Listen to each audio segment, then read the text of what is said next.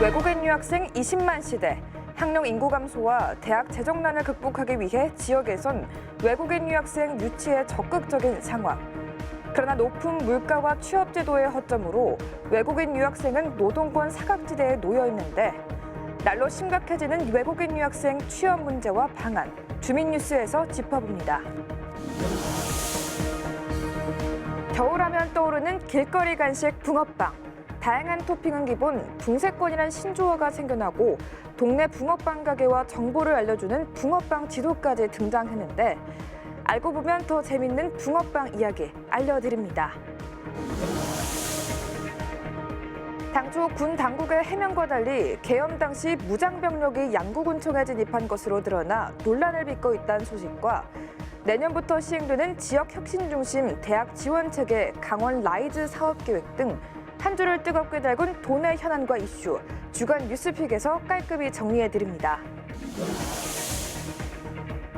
삼척에서 포항까지 있는 동해 중부선 개통으로 동해선 완전 개통 시 기대되는 효과는 그리고 연구용 지하연구시설 유치로 청정에너지 도시로의 도약을 꿈꾸는 태백시의 미래는 지금 여러분이 가장 궁금해하는 지역의 주요 소식, 네트워크 현장엔에서 전해드립니다. 다사다난했던 2024년의 끝자락. 여러분은 올 한 해 강원도를 뜨겁게 달군 이슈로 무엇을 꼽으시겠습니까? 이슈 토크에서는 강릉 원주대 김영식 교수와 함께 2024년을 돌아보며 총정리하는 시간을 가져봅니다. 여러분 안녕하십니까? 뉴스 그 이상의 뉴스 G1 뉴스쇼 강민주입니다. 올해 마지막 날인 31일 삼척에서 포항을 잇는 동해중부선 개통식이 열립니다. 고속철도 불모지였던 동해안은 새벽 벽두부터 강릉에서 부산까지 고속철도망으로 연결된 동해선 완전 개통 시대를 맞이하는데요. 벌써부터 승차권을 구하기 어려울 정도로 반응이 뜨거워서 고속철도 개통에 대한 기대감을 갖게 합니다. 여기에 2028년 강릉에서 고성, 제진 간 동해 북부선까지 개통되면 부산에서 강원 최북단까지 동해안 전역이 하나의 생활권으로 묶이게 됩니다. 앞으로 강원 지역의 관광과 산업에도 미치는 영향이 큰 만큼 개통 효과를 극대화할 수 있는 후속 방안이 필요해 보이는데요. 잠시 후 네트워크 현장N에서 이 소식 자세히 전해드립니다.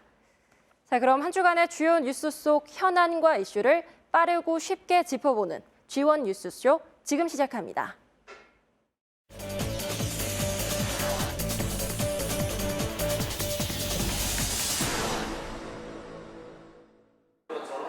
교환학생 신분으로 한국에서 유학 중인 브라질 출신 아만다 씨.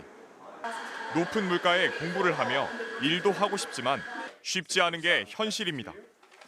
It would be really of great help financially. And also, I think inside the campus we don't have a lot of chances to do it. 국내 대학으로 유학을 온 외국인 유학생 수는 지난 2014년 8만 4천여 명에서 2024년 20만 8천여 명으로 증가했습니다. 10년 새 2.4배 넘게 늘었습니다. 국제사회에서 한국의 위상이 올라가면서 여러 국가 대학생들이 선호하기 때문으로 풀이됩니다. 다른 이유도 있습니다. 강원자치도를 비롯한 여러 지자체와 대학들은 지역 소멸을 막고자 유학생 유치에 적극적으로 몰두해 왔습니다. 대학 수입의 절반 이상이 등록금에서 나오지만 국내 학생 수는 감소하고 있기 때문입니다. 하지만 외국인 유학생은 대학 정원에 포함되지 않고 등록금 조정 대상에서도 제외됩니다. 학령 빈곤 감소에 따른 재정 수입을 위해서 유치하는 대학이 많고요. 등록금이 분별되다 보니까 추가 수입을 필요한 대목 때문에 대부분의 유학생들은 자비 기본적인 자비입니다. 한국을 오고 싶어 하는 학생들의 욕망과 부족한 재정을 채우려는 대학의 필요가 맞아떨어진 결과입니다. 문제는 유학생들이 학비와 생활비 마련에 애를 먹고 있다는 겁니다. 유학생은 우리보다 경제 상황이 넉넉하지 못한 국가에서 오는 경우가 대부분입니다. Without your parents' enough ability, you shouldn't go abroad because doing managing study as well as getting job and maintaining all the expenses is really hard. 경제 활동을 하지 않고 자국에서 부모가 보내주는 돈으로 학업을 마치기는 쉽지 않은 게 현실입니다. 중도 포기 학생이 적지 않은 이유인데 최근 3에서 4년 사이 도내 대학에서 학업을 포기한 유학생은 전체의 7.6% 정도입니다. 유학 자체가 학업의 의지를 가지고 온 만큼 중도 포기는 상당한 고민 끝에 내린 결정이라는 점에 주목해야 합니다. 저희도 지금 고민하고 있어요. 한국에서 취업할까 아니면 중국에서 졸업하고 취업할까. 돌아갈까? 네, 이런 고민하고 있어요. 지원 뉴스 김희곤입니다. 네, 앞서 영상에서 보셨듯이 오늘 주민 뉴스에선 외국인 유학생 취업 문제와 해결 방안에 대해 자세히 이야기 나눠보도록 하겠습니다.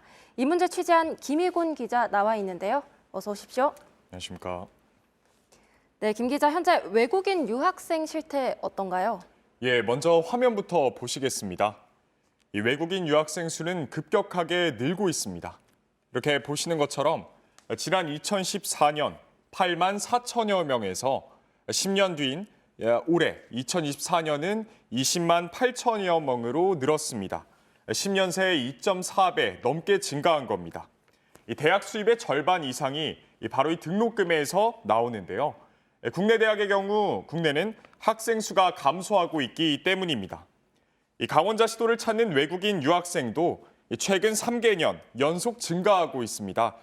외국인 유학생은 대학 정원에 포함되지 않고 이 등록금 조정에서도 제외되는데요. 그렇기 때문에 특히 이 지방 대학들이 적극적으로 외국인 유학생 유치를 지금 하고 있는 상황입니다. 네, 근데 이 외국인 유학생들이 학비와 생활비를 마련하기 위해서 학업과 일을 병행하고 있는데 이게 불법인 경우가 많다면서요. 왜 합법적인 일은 못하는 거죠? 예, 그렇습니다. 정부와 대학들은 우선 외국인 유학생들에게 이 시간제 취업을 말하면서 한국에서 유학하면 일과 학업을 병행할 수 있다고 홍보하는데요. 취재하면서도 많은 외국인 유학생들을 만나봤는데 시간제 취업으로 일을 하고 싶다고 말했습니다. 다만 일자리를 구하는 방법을 잘 알지 못하는 경우가 많고 알더라도 절차가 복잡해 별도의 승인 없이 불법으로 일하는 경우가 허다했습니다. 상황이 이렇다 보니 외국인 유학생 불법 취업 적발도 이렇게 매년 꾸준히 늘고 있습니다.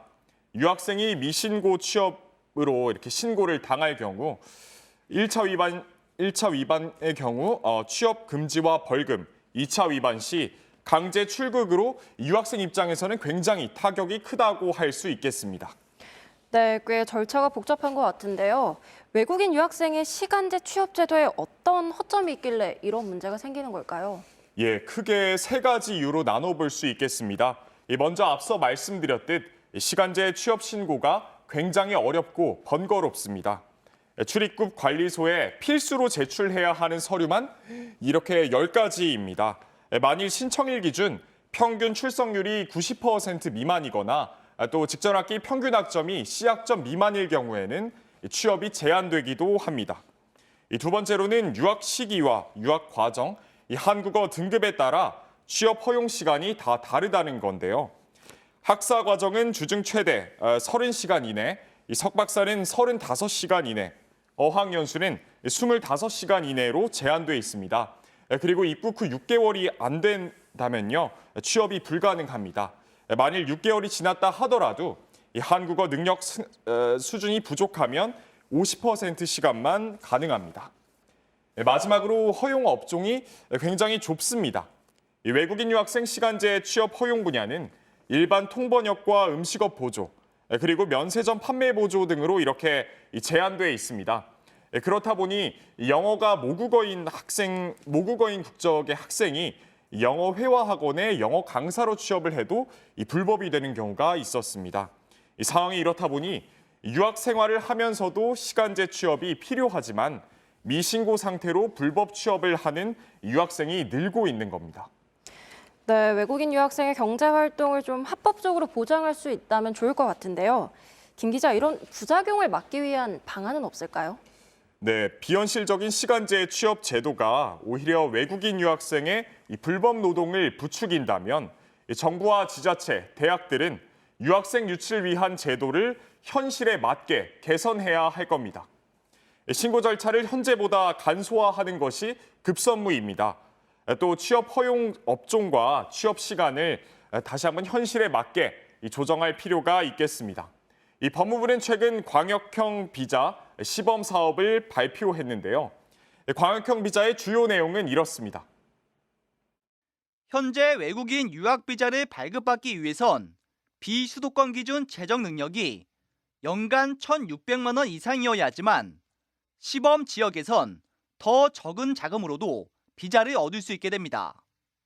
D2 비자는 시간제 취업을 제외한 모든 영리활동이나 취업을 제한하고 있어 인턴십 등의 연계가 어려웠는데 시범 지역에선 자유로워집니다. 예, 이렇게 지역 실정과 특성에 맞는 비자 발급이 가능해진 겁니다. 법무부는 이달 중 전국 광역지자체를 대상으로 이 공모에 나서 내년 3월 시범 지자체를 선정할 계획입니다. 지원뉴스 보도 이후 강원자치도도 이 대응책을 내놓았는데요. 도는 광역형 비자 시범 사업에 도전하고 보다 강력한 정책을 추진할 계획이라고 밝혔습니다. 지역 협의체, 기업들과 논의를 통해 외국인 유학생의 안정적인 정착을 돕고 그리고 지역 특성에 맞는 정책을 개발하는 등 다각적인 방안 검토를 이어가기로 했습니다. 특히 강원연구원과 도내 시군, 교육청, 대학 등 관련 부처와 협의해 내년 2월 초까지 해당 공모 제출안을 완성한다는 계획입니다. 네, 지금까지 주민뉴스 김희곤 기자와 이야기 나눠봤습니다. 오늘 말씀 고맙습니다. 감사합니다. 추운 겨울 손을 호호 불면서 걷다 보면 어디선가 느껴지는 고소한 냄새. 그 향기를 따라가며 만나게 되는 길거리 간식들. 빵땡이의 계절이라는데 붕어빵, 오뎅, 떡볶이. 겨울하면 빠질 수 없는 대표 간식이죠. 뿐만 아니라 호떡, 찐빵, 군고구마까지. 근데 말입니다. 요즘 사람들이 고민에 빠졌습니다. 먹고 싶은데 파는 곳을 모르겠어요. 가게 찾는 게 쉽지 않다고요? 걱정하지 마세요. 오늘 소개할 붕어빵지도 다 해결해드립니다. 최근 겨울이 찾아오면서 따끈한 간식들 생각나신 분들 많으실 텐데요. 하지만 매년 겨울마다 길거리 음식이 사라졌다라는 말이 나오는 이유 뭘까요? 붕어빵 상인들의 경우 하루 판매분의 재료값이 껑충 뛰어 올랐습니다. 붕어빵에 들어가는 팥과 슈크림 가격도 오른 상태입니다. 상인은 상인대로, 손님은 손님대로 일상입니다. 치솟는 물가에 경기 침체까지 겹치면서 서민들의 군것질 음식값마저 오르고 있습니다. 바로 재료비와 운영비 상승 때문이죠. 장사하시는 분들도 이익이 적다 보니 점점 자리를 뜨시는 경우가 많아졌습니다. 이렇다 보니 매 겨울 간식을 찾아 헤매는 분들이 늘어났었는데요. 한 중고 플랫폼에서 겨울철 대표 간식들을 모아 2020년부터 겨울철 간식지도 서비스를 운영해 왔습니다. 기존 겨울 간식지도에는 붕어빵을 포함한 어묵, 호떡, 군고구마 등 모든 겨울 간식 가게와 노점들이 등록돼 있었는데요. 하지만 등록된 장소 중 대부분이 붕어빵이었고요. 검색 비중도 높은 비율인 점을 파악해 붕어빵 지도를 새롭게 개설했다고 합니다. 11월부터 시행된 붕어빵 지도, 예상을 뛰어넘는 인기를 끌고 있다는데요. 앱에서 붕어빵 지도를 검색하면 일반 지도와 같이 자신의 위치와 근처에 붕어빵 파는 곳의 위치가 귀여운 붕어빵 모양으로 나타나 있는데요. 붕어빵 판매처를 발견한 사람들이 직접 공유하는 거죠. 지역 주민들이 노점 위치를 발견하면 등록할 수 있고 본인이 추가한 것 외에도 영업시간, 방문 후기, 가격대 등 공유할 수 있도록 만들어졌죠. 우리 동네 땡땡마트 앞에 있어요. 땡땡 골목 입구에서 팔아요. 같은 정보들이 올라오고 심지어 이 집 붕어빵은 슈크림 맛이 최고 같은 꿀팁까지 확인할 수 있습니다. 덕분에 길거리 간식 마니아들 사이에서는 큰 호응을 얻고 있습니다. 이 서비스는 내년 3월 말이나 4월 초까지 운영 예정이라고 합니다.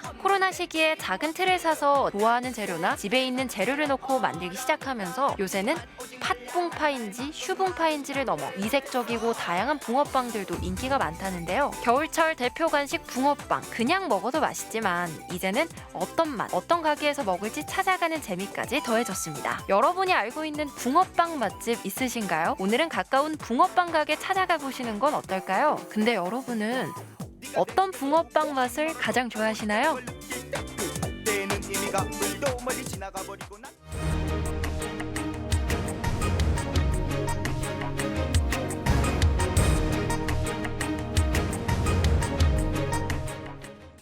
한 주간의 뉴스 가운데 가장 뜨거운 현안과 이슈만을 골라 정리해드리는 시간입니다.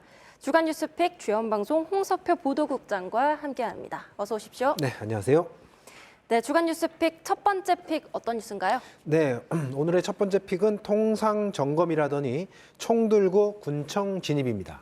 네, 12.3 비상계엄 선포 직후 군 병력이 양구와 고성군청에 진입해서 논란이 일었었는데 네. 당시 군 당국이 비무장 상태였다며 해명을 했었죠.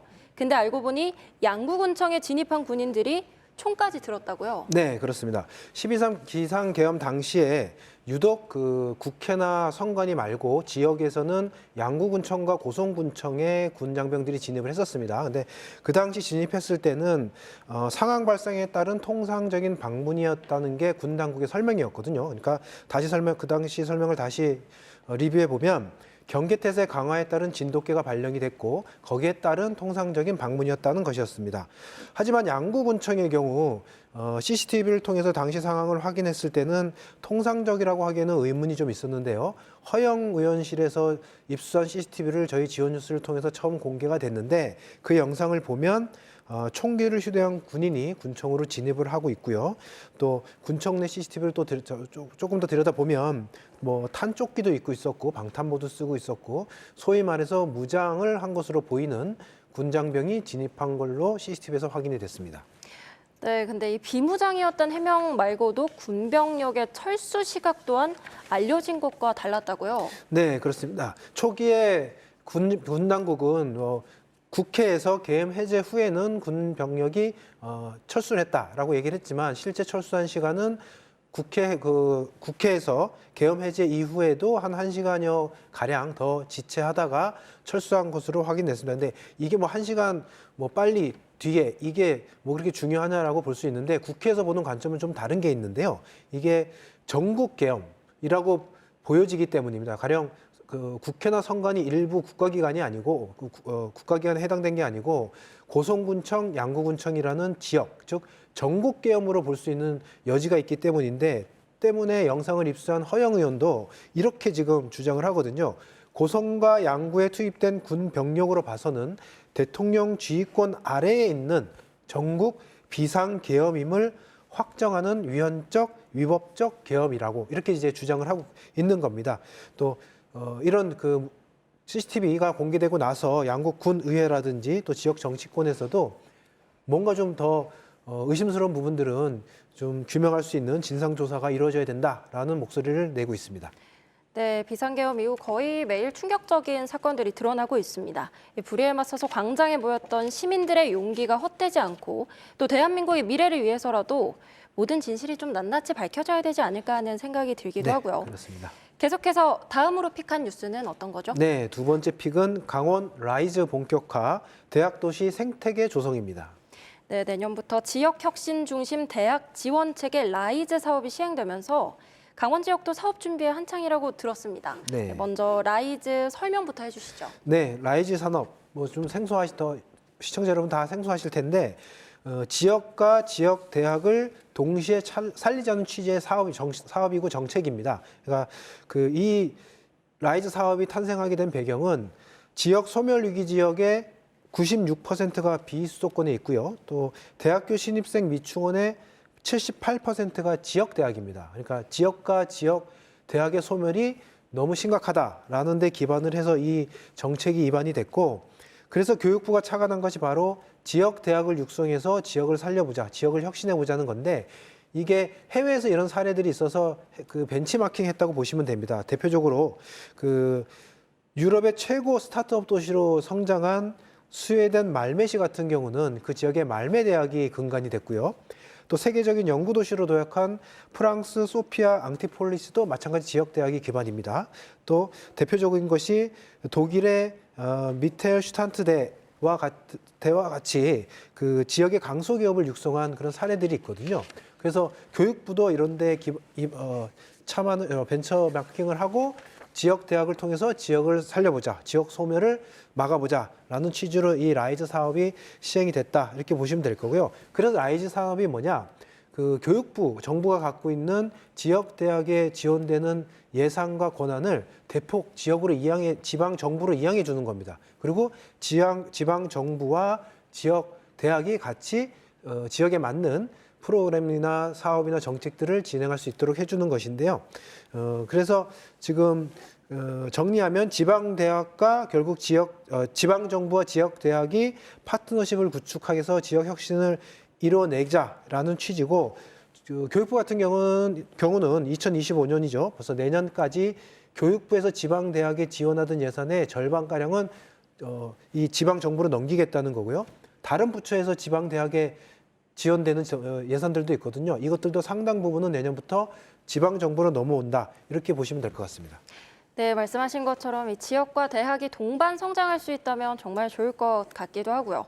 이 강원도의 라이즈 계획은 그럼 어떻게 추진되나요? 네, 뭐 큰 틀에서는 정부 계획 따라서 이제 전국 지방 정부들이 다 움직일 것 같긴 한데, 최근에 강원도도 도내 대학과 그다음에 지자체 관계자들이 모여서 강원 라이즈 산업 기본 계획 설명회를 가졌습니다. 여기에는 이제 크게 5대 프로젝트와 13개 단위 과제로 구성이 됐는데요. 5대 프로젝트만 좀 소개해드리면 강원형 전략 산업 육성, 지역 정주형 인재 양성, 강원 스타트업 허브 조성, 강원형 직업 평생 교육 체계 구축, 그리고 마지막이 대학 주도형 지역 현안 체계 등입니다. 그래서 이 5개 프로젝트에 맞게 단위 과제가 구성이 됐고, 대학과 지자체들이 각 프로젝트 단위 과제를 분석해서 본인들 지역과 대학에 맞는 프로젝트나 단위 과제에 공모를 하게 되면 엄격한 심사를 통해서 선정을 하게 되고, 선정된 지역과 대학에는, 지방 정부와 대학에는 뭐 적게는 수십억에서 많게는 수백억의 예산이 지원될 예정으로 보입니다. 네. 네, 라이즈 사업이 모쪼록 지역 경제와 일자리 창출에 많은 도움이 되길 바라고요. 네. 주간 뉴스픽 마지막으로 픽한 뉴스 어떤 뉴스죠? 네, 주간 뉴스픽에 많이 전해드린 내용 중에 하나인데, 사령탑 교체 강원FC 내년 시즌 기대입니다. 네, 올 시즌 2008년 창단 이래 최고의 한 해를 보낸 강원FC가 윤정환 감독과 결별하면서 우려도 조금 있었는데요. 최근에 새 사령탑이 선임이 됐다고요? 맞습니다. 네, 그 윤정환 감독 같은 경우는 강등 위기에 있던 강원FC를 강등 위기에서 탈출시키고, 그리고 올 시즌에는 준우승까지 하고 챔피언스리그 진출까지 한 맨 바닥에 있던 팀을 거의 꼭대기까지 올려놓은 명장이거든요. 근데 올해 딱까지만 하고 이제 윤정환 감독은 다른 팀으로 옮겨서 주의봉을 잡았고요. 바로 강원FC가 주의봉을 넘긴 게 정경호 감독입니다. 정경호 감독이 윤정환 감독 밑에서 수석 코치를 이제 강원FC의 수석 코치를 했던 감독이거든요. 그래서 강원을 누구보다도 잘 아는 감독입니다. 그래서 정경호 감독도 취임 일성이 강원은 기복이 컸던 만큼 흔들리지 않는 단단한 팀을 만들겠다는 거였습니다. 정 감독 같은 경우는 강원하고 인연이 깊은 것이 삼척에서 자랐고요. 또 주문진 중학교를 졸업했고 강릉 제일고를 거쳐서 우리 국가대표도 뛰면서 한국 축구를 대표하는 스트라이커로 활동을 했었고요. 그리고 2009년 강원FC가 창단할 때 창단 멤버로 강원FC에서 활약한 선수입니다. 그러니까 어떻게 보면 강원FC의 산 증인이 수석 코치까지 역임하고 FC의 감독, 즉 지휘봉을 잡았다, 이렇게 보면 될 것 같아서 누구보다도 강원FC의 장단점을 잘 아는 감독이다, 이렇게 볼 수 있을 것 같습니다. 그래서 고향팀을 이제 지휘봉을 잡은 정 감독도 부담보다는 용기를 갖고 다음 시즌에 임하겠다라고 각오를 밝혔습니다. 네, 축구 변방에서 정말 중심으로 우뚝 선 강원FC의 여정이 멈추지 않았는데요. 내년 시즌 정경호 감독이 만들어갈 강원FC의 미래 또 어떤 모습일지 기대해 보도록 하겠습니다. 지금까지 주간 뉴스픽 홍서표 보도국장과 함께했습니다. 오늘 말씀 잘 들었습니다. 감사합니다.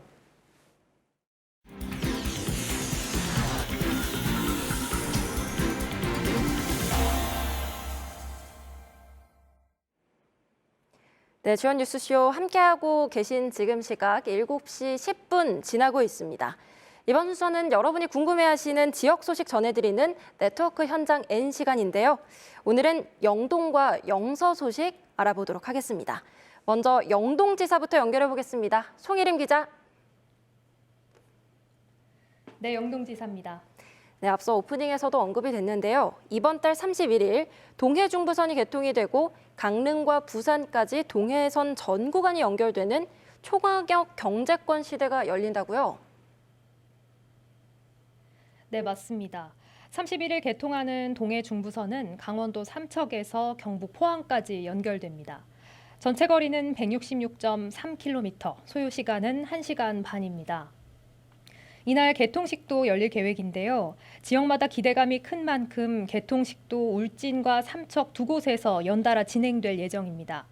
삼척에서 포항 동해 중부선은 도내 구간 37.2km를 포함해 전체 166.3km 구간에 3조 4천억여 원이 투입됐습니다. 이 구간이 완공되면서 강릉에서 동해, 삼척에서 포항, 울산, 부산까지 연결되는 건데요. 최고 시속 150km의 ITX 마음 열차가 투입돼 하루 8번 운행됩니다.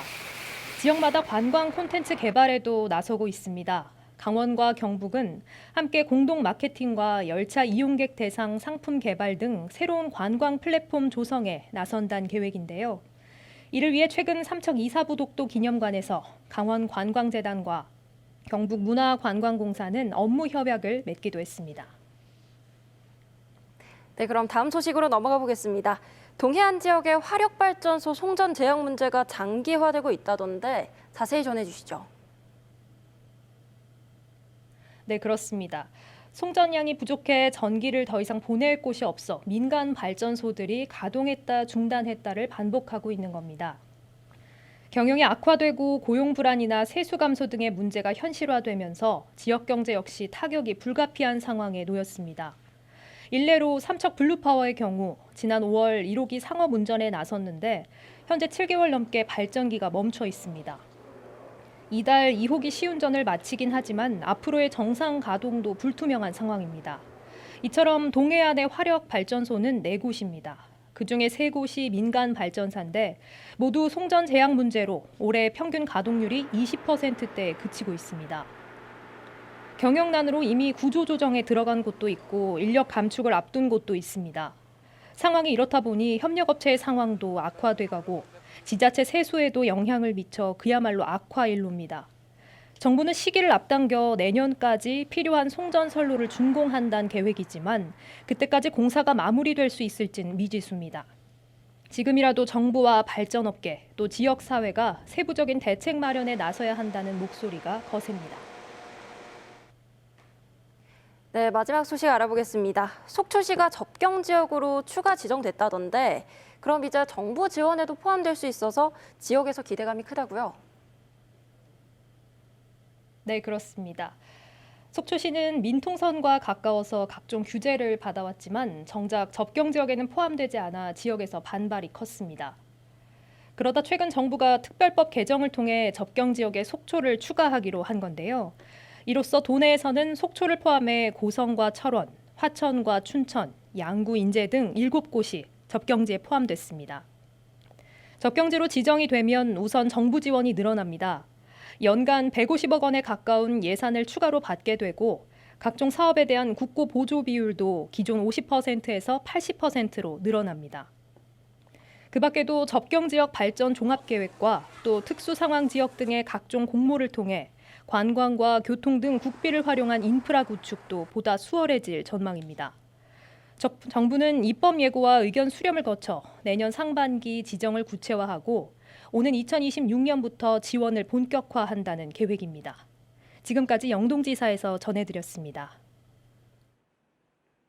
네, 송일임 기자 말씀 잘 들었습니다. 계속해서 이번엔 영서지사 연결해 보겠습니다. 지금 정창현 기자 나와 있는데요. 정창현 기자. 네, 영서지사입니다. 네, 올해 장성광업소 폐광으로 지역에 큰 위기가 찾아왔던 태백시의 희소식이 찾아왔다고 하죠. 5천억대 사업이 태백에 들어선다고요? 네, 그렇습니다. 대체 산업이 절실했던 태백시가 5,138억 원 규모의 사업을 따냈습니다. 사업은 고준위 방사성 폐기물 연구용 지하 연구시설 URL 사업인데요. 지하 연구시설이 들어서면 일자리 등 태백시가 예상하는 직간접적 경제 파급 효과는 1조 원 이상으로 지역 경제에 활력이 될 것으로 기대됩니다. 사업을 유치하는 이유 중 하나는 지역 주민들의 요구가 거셌기 때문인데요. 98개 사회단체가 서명운동을 벌이기도 했습니다. 시민들께서 이러한 내용을 직접 대전 지하연구시설이나 경주의 방패장을 가서 설명도 하고 이게 지하도시가 이제 건설되는 겁니다. 우리 광부분들이 계십니다. 태백에. 광부분들과 함께 할 수 있도록 하고요. 이번 사업은 산업통상자원부와 한국원자력환경공단이 추진하는 대형 프로젝트인데요. 지하 500m에서 고준위 방사성 폐기물 처분 시스템의 성능을 연구하게 됩니다. 우려되는 방사성 폐기물이라든지 사용한 핵연료는 전혀 반입되지 않아 안전도 보장받을 수 있습니다. 운영되는 기간은 20년으로 2050년 사업이 종료된 이후부터는 관광자원으로 활용될 계획도 가지고 있습니다. 네, 이어서 폐광지 소식 하나 더 알아보도록 하겠습니다. 사북항쟁에 대한 진실규명이 한 차례 더 진행될 예정이라고요? 네, 그렇습니다. 지난 1980년 4월 정선 사북에서 발생한 국가폭력 사태인 사북항쟁이 40년이 훌쩍 지나 더 자세한 내방이 드러날 수 있게 됐습니다. 진실 화해를 위한 과거사 정리위원회는 사북 사건 관련 인권 침해 사건에 대해 진실 규명을 결정했는데요. 전두환 신군부 당시 계엄사령부 합동수사단이 영장 없이 광부와 주민들에게 고문과 가혹행위 등을 가한 중대한 인권 침해 사건이라고 규정했습니다. 당시 수사단은 열악한 노동 환경에 반발해 일어난 광부들의 총파업에 대해 주민 200여 명을 영장 없이 고문했습니다. 지난 2008년 1기 진실화해위원회에서 진실규명을 결정했지만 이번 진실규명은 당시 포함되지 않았던 14명의 요구로 이뤄지게 됐습니다. 이미 이 신청 전에 5분은 사망한 상태여서 가족들이 신청을 했는데 14명 신청자 중에 지금 7분이 이미 고인이 된 상태입니다. 더 늦기 전에 국가가 직권조사를 통해서 많은 숨어있는 피해자를 좀 찾아내야 된다는. 진실화해위는 피해자와 유족에게 사과하고 기념사업을 지원하는 등 적절한 조치를 해야 한다고 국가에 권고했습니다. 네, 마지막 소식입니다. 날씨가 추워지면서 겨울을 즐길 수 있는 시설에도 사람들이 북적인다고 하는데요. 원주의 아이스링크장 인기도 대단하다고요?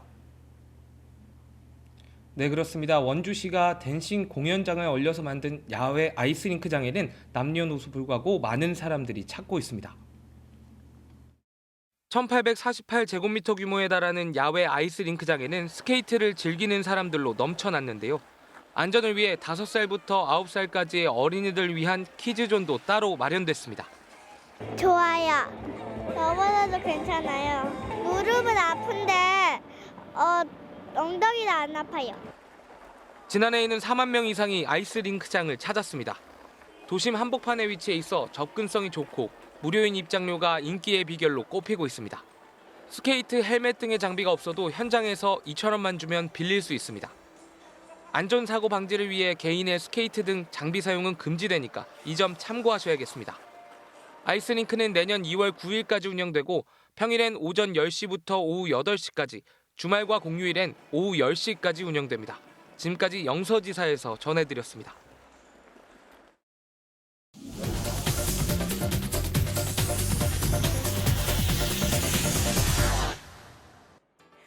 우리의 시선을 확 끄는 흥미진진한 뉴스를 골라 짚어보는 시간, 뉴스쇼 브리핑 아나운서 이가은입니다.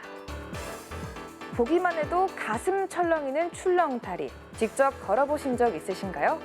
한 발씩 디딜 때마다 흔들거리는 스릴감은 물론 발 아래로 펼쳐지는 비경과 탁 트인 자연 경관까지 한눈에 볼 수 있어 관광객들에게 인기를 끌고 있는데요. 산악이나 해안가의 지역 특색을 살리면서 지역의 랜드마크로 떠오르고 있습니다. 크리스마스 이브인 24일 개통한 의야모 출렁다리를 비롯해 도내 곳곳에 출렁다리가 지역의 명소로 자리 잡았는데요. 이 같은 인기를 증명하듯 전국에 건설된 출렁다리는 2018년 160개소에서 2023년에는 238개소로 꾸준히 증가하고 있습니다. 하지만 공중에서 마구 흔들리는 출렁다리 탓에 혹시나 떨어지진 않을까, 다리가 무너지진 않을까 불안했던 경험 있으실 텐데요. 이제는 그런 걱정을 덜게 됐습니다. 바로 출렁다리의 안전을 진단하는 전자기기 센서가 등장했기 때문인데요. 직접 눈으로 확인하거나 손으로 구조물을 두드려 소리로 점검하던 기존 방식과 달리 전자기 센서는 코일이 담긴 전자석이 케이블 내부의 빈 곳을 인식해 부식을 진단합니다. 굳이 케이블을 까보지 않아도 확인할 수 있고 점검 방식도 간단해 여러모로 효율적인데요. 여행객에는 즐거움을, 지역에는 경제 활성화를 불러와주는 출렁다리. 앞으로도 과학적인 점검으로 많은 이들에게 사랑받는 안전한 명소가 되길 바랍니다. 네, 다음 소식입니다. 중독성 강한 온라인 도박의 유혹. 이제 청소년들 사이에서도 전염병처럼 빠르게 번지면서 심각한 사회 문제로 떠올랐습니다. 작년 9월부터 올해 10월까지 사이버 도박 특별 단속에 검거된 9,971명 중 청소년이 4,715명으로 절반이나 차지했습니다. 금액도 상상을 초월합니다. 청소년 도박에 베팅된 금액은 총 37억 원으로 1인당 평균 78만 원이었고 그중 16세 남학생 한 명은 무려 1억 9천만 원을 걸기도 했는데요. 이렇게 해마다 청소년층에서 급증하는 이유는 뭘까요? 스마트폰이 필수인 청소년들은 SNS나 각종 불법 사이트 등 무분별한 온라인 도박 광고에 쉽게 노출되고 있다는 점이 가장 큰 이유인데요. 특히나 짧은 쇼폼 영상에 익숙한 것처럼 순식간에 결판나는 도박의 짜릿한 중독성에 더욱 깊이 빠집니다. 큰돈을 구하기 어려운 학생이다 보니 또래를 협박하거나 폭행해서 금품을 갈취하고 중고거래 사기와 불법 대출까지 손을 대고 있는데요. 범죄가 범죄를 부르는 만큼 하루빨리 청소년의 불법 도박 근절을 위한 대책이 마련되어야겠습니다. 지금까지 뉴스쇼 브리핑 아나운서 이가연이었습니다. 네, 계속해서 돈의 주요 인사와 화제 인물을 초대해 이야기를 나눠보는 이슈 토크 시간입니다. 오늘 이슈 토크에선 연말을 맞아서 2024년을 돌아보는 총정리 시간 준비해봤는데요. 오늘 이 특별한 시간 교수계 핵인싸 강릉원주대 김영식 교수와 함께합니다. 교수님 어서 오십시오. 네, 안녕하세요. 반갑습니다. 네, 반갑습니다. 네, 먼저 토크로 이어가 보도록 하겠습니다. 올 한 해를 관통한 첫 번째 키워드부터 살펴볼 텐데요. 네. 계엄과 탄핵입니다. 45년 만에 계엄 선포부터 8년 만에 등장한 탄핵 정구까지. 교수님은 이 일련의 상황 어떻게 지켜보시고 또 어떻게 전망하고 계신가요? 먼저 참담하다. 사실 이번 계엄은 누구도 예측하지 못한 상황이었습니다. 그러니까 민주당 측에서 사실 9월에 이 계엄령 준비설에 관해서 문제를 제기했었습니다. 그때만 하더라도 사실 계엄령이 선포되리라 누구도 예측하지 못했다라는 것이고요. 사실 계엄은 과거 군사 독재 정권의 권위주의적인 이러한 통치 논리에 의해서 있을 법한 통치 행위가 아닌가 하는 생각이 듭니다. 그런데 민주주의와 법치주의를 지향하는 21세기 그것도 대한민국에서 그래서 이런 일이 일어나리라 누구도 생각하지 못했다라는 것이고요. 따라서 이번 계엄 관련자들은 엄중히 그 책임과 죄를 물어야 한다 하는 생각이 듭니다. 향후 정국은 아마도 이제 대법관에 이제 국회 추천모 이제 세 분이 계시잖아요. 그래서 빨리 이제 좀 추천이 되어지고 그러면은 대통령 탄핵에 대한 어쨌든 본격적인 아마 심리가 하게 될 겁니다. 그렇게 되면은 만약에 탄핵이 되면 바로 이제 대통령 선거에 대한 준비가 들어갈 것이고요. 만약에 그렇지 않으면은 윤 대통령이 다시 복귀하게 된다.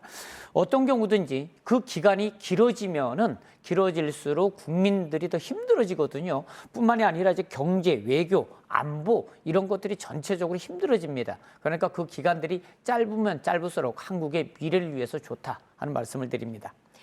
네, 올 한 해를 관통할 두 번째 키워드 넘어가 보도록 하겠습니다.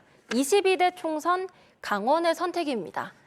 지난 4.10 총선 투표율이 67%로 71.9%를 기록한 14대 총선 이후 32년 만에 최고치를 경신했는데요. 강원 지역의 대역전 드라마는 없었고요. 8개 선거구 모두 현역 의원이 당선됐다고요. 사실 이제 지난 24년도 4월 10일에 있었던 22대 국회의원 선거는 어떤 선거든지 이제 대통령이 당선되고 나가지고 이제 2년이 지난 다음에 치러지는 선거였잖아요. 이런 선거들은 대부분 그러니까 그 정부에 대한 중간 어떤 평가에 대한 성격이 상당히 많다 이렇게 볼 수가 있습니다. 그런데 윤석열 정부가 들어서고 나가지고 이태원 참사 있었죠. 그다음에 이제 2023 잼버리 실패 사건도 있었죠. 최상병 사건이 있었죠. 그다음에 2030 부산 엑스포 유치 실패도 있었죠. 그러니까 지금 이제 전체적으로 윤석열 정부가 들어서 국정 실패한 사례들이 엄청 많아요. 이런 것들을 가지고 국민들이 표로 심판을 한 것들이거든요. 그 결과가 뭐냐면은 결국은 국민의 미래, 국민의힘은 108석, 민주당과 민주연합이 175석, 조국혁신당 12석, 개혁신당 3석, 그리고 진보당 새로미래 각각 1석씩 이렇게 얻은 것이거든요. 그런데 그것을 가지고 그것이 불법 선거니 문제를 제기하는 것은 저는 올바르지 않다라고 하는 생각이 들고요. 그럼에도 불구하고 강원도는 그 바람이 세지 않았다라고 보는 거죠. 왜 그러냐면 8석 중에서 6석은 어쨌든 보수인 국민의힘에서 가져갔고요. 그다음에 2석 정도가 이제 민주당이 가져갔습니다.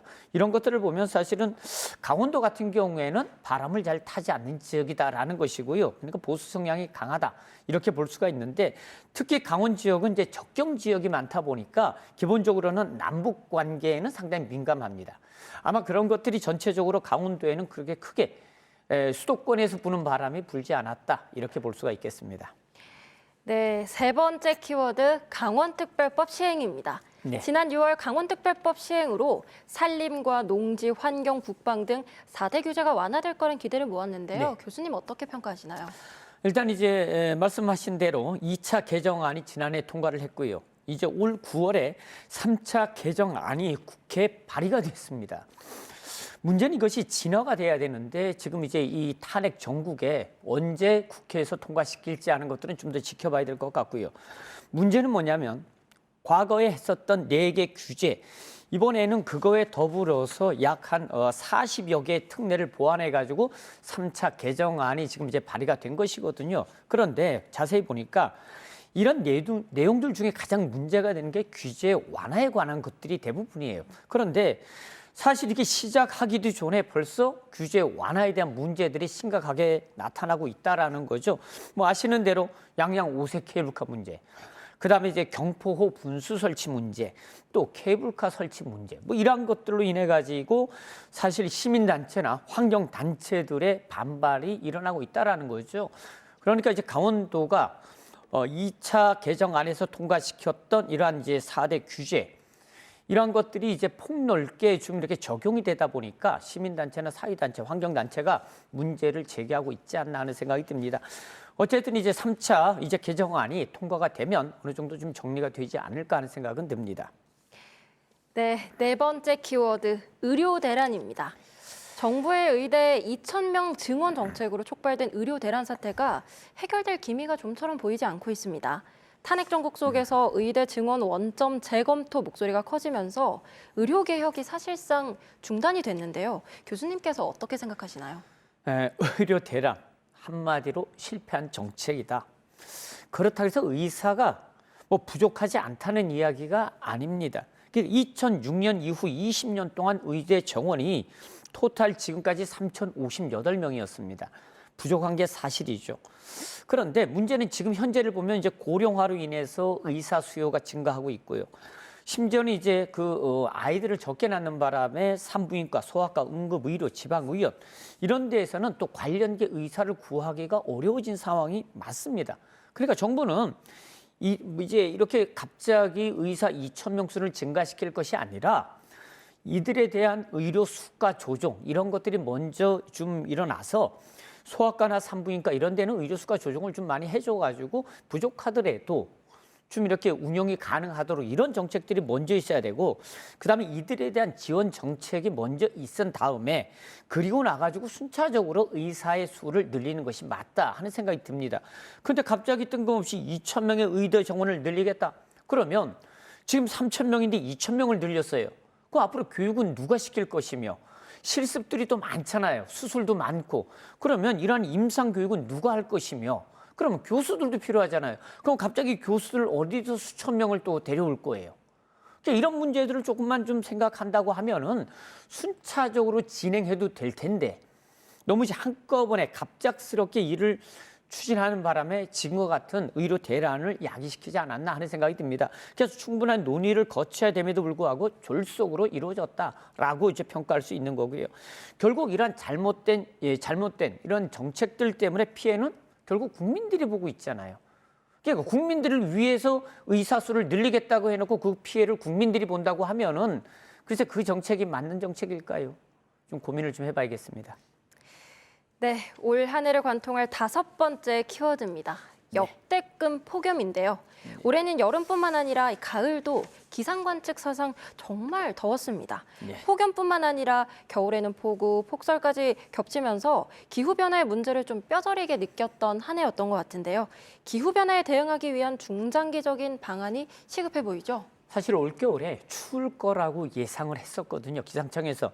근데 안타깝게도 별로 그렇게 춥지는 않은 것 같습니다. 어떻게 보면 이제 다행일 수도 있는데 사실 이런 기후변화는 어제, 오늘, 내일은 분명 아니고요. 그렇다고 해서 기후변화를 단기간에 막을 수 있는 것도 예방할 수 있는 것도 사실 아닌 것 같습니다. 결국 문제는 뭐냐면 이런 급격한 기후변화로 인해서 식량 문제, 홍수, 가뭄, 질병 문제, 그다음에 식생의 변화, 이런 다양한 변화들이 나타난다는 거죠. 그리고 이런 변화들이 인간들의 삶에도 심각한 영향을 미칠 수 있다라고 하는 것입니다. 따라서 이를 막기 위한 여러 가지 대책, 정책 이런 것들이 나오지 않는다라고 하면은 우리들의 삶은 점점 어려워질 것이다. 이렇게 보는 거고요.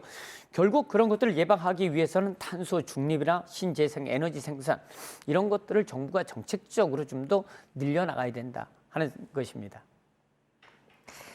네, 최근 전국의 대학 교수들이 올해를 대표하는 사자성어로 제멋대로 권력을 부리며 함부로 날뛴다는 뜻의 도량발호를 선정했다고 합니다. 현시극을 꼬집은 단어가 아닐까 싶은데요. 정치권이 대한민국의 모든 권력은 국민으로부터 나온다는 헌법 제1조를 좀 되새기길 바란다는 바람이 듭니다.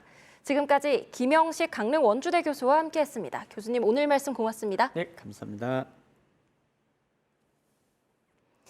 네, 낮부터 기온이 뚝 떨어졌습니다. 최근 독감 환자가 크게 늘면서 인플루엔자 유행주의보도 발령이 됐는데요. 모임이 많은 연말 연시, 손 씻기와 기침 예절 등 감염병 예방 수칙 잘 지켜주셔야겠습니다. 한편 영동 지역은 대기가 매우 건조하고 강풍이 불고 있으니까요. 산불 등 화재 예방에도 주의하셔야겠습니다. 뉴스 그 이상의 뉴스 G1 뉴스쇼. 저희가 준비한 소식은 여기까지입니다. 편안한 저녁 시간 보내십시오. 고맙습니다.